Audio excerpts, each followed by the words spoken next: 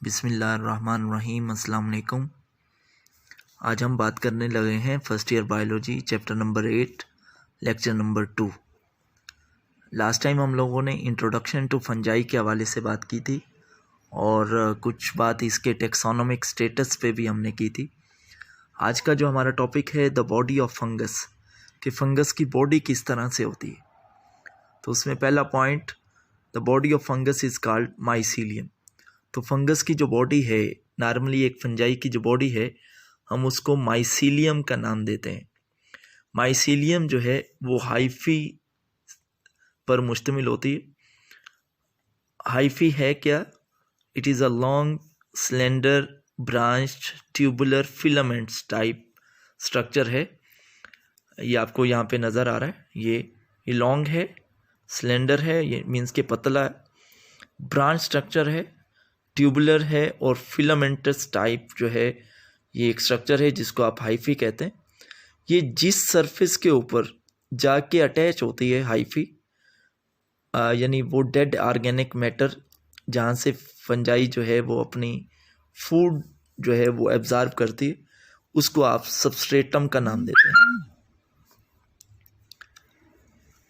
तो ये मैंने यहाँ पे लिखा हुआ है, हाइफी जो है वो सबस्ट्रेटम के ऊपर अटैच होने के बाद वो काफ़ी वाइडली स्प्रेड भी हो जाती है, सबस्ट्रेटम के ऊपर काफ़ी फैल जाती है, ताकि उसका सरफेस एरिया जितना ज़्यादा होगा उतने ही अच्छे तरीके से वो अपने ही सबस्ट्रेटम से यानी डेड ऑर्गेनिक मैटर से वो अपनी खुराक को ईज़िली एब्जॉर्ब कर पाएगी। इसके अलावा बात करें तो फंजाई के अंदर जो उसकी सेल वाल है वो काइटिन की बनी होती है। नॉर्मली जो प्लांट की सेल वाल है वो सेलुलोज और लिग्निन पर मुश्तमिल होती है। जब प्लांट डेड हो जाते हैं तो उनके जो सेल्स हैं वो डिके हो जाता है उनका, लेकिन फंगल जो सेल्स हैं, फंजाई के जो सेल्स हैं, वो उनकी डिकम्पोजिशन नहीं होती है, वो डिके नहीं होते हैं। वजह यह है कि उनकी सेल वाल के अंदर एक मटेरियल होता है, एक मैटर होता है जिसको आप काइटिन का नाम देते हैं। उस काइटिन की वजह से ये जो फंजाई के सेल हैं, these are resistant to decay, कि उनकी आसानी से डिकेइंग नहीं होती, वो इतनी आसानी से डिकम्पोज नहीं होते हैं। इसके बाद बात करते हैं फंजाई की हाइफी की। जो फंजाई की हाइफी है जिसको आप फंगल हाइफी कहते हैं, ये स्ट्रक्चरली दो तरह की हो सकती है।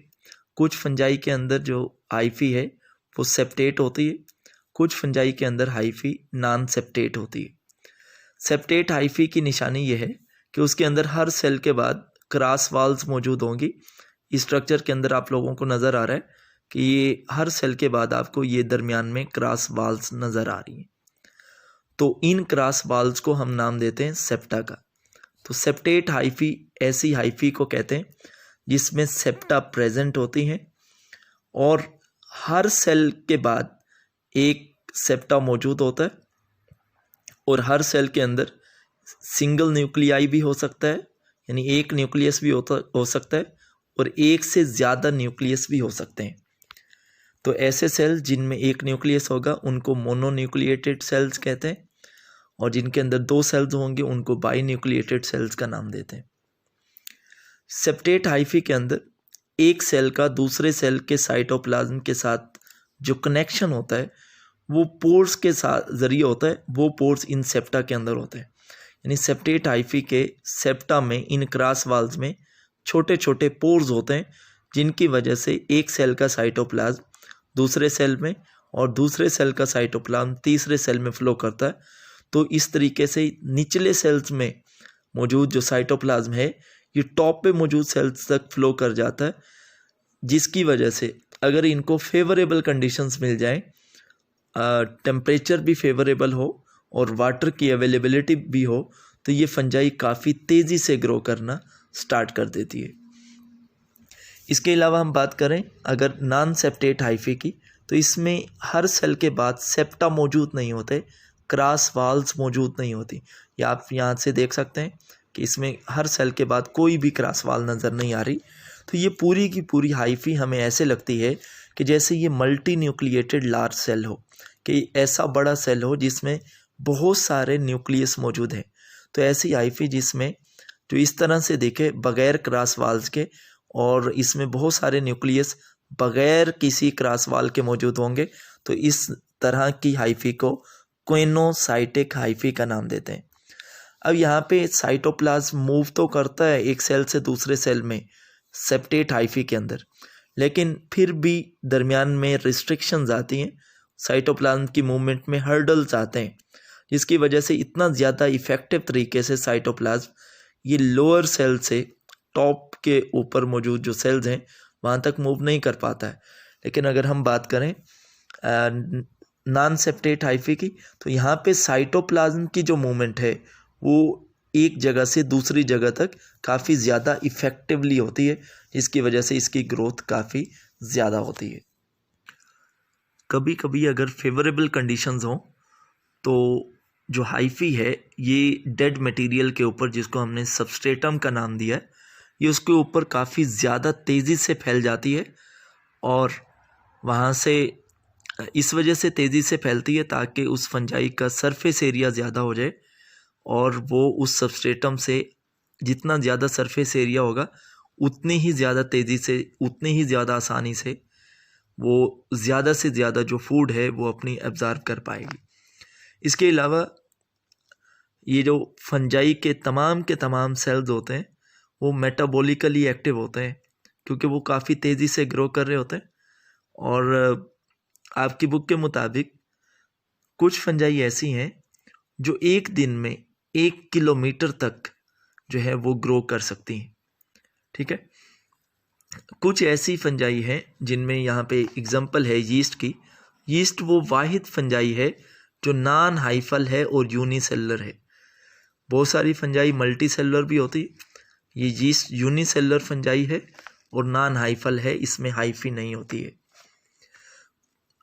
तमाम की तमाम फंजाई के जो सेल्स हैं उनके अंदर जो न्यूक्लियस है वो हैप्लाइड होता है। हैप्लाइड मीन्स कि इस कंडीशन में होगा कि उसके क्रोमोसोम जो हैं वो पेयर की फॉर्म में नहीं होंगे, सिंगल एंड होंगे।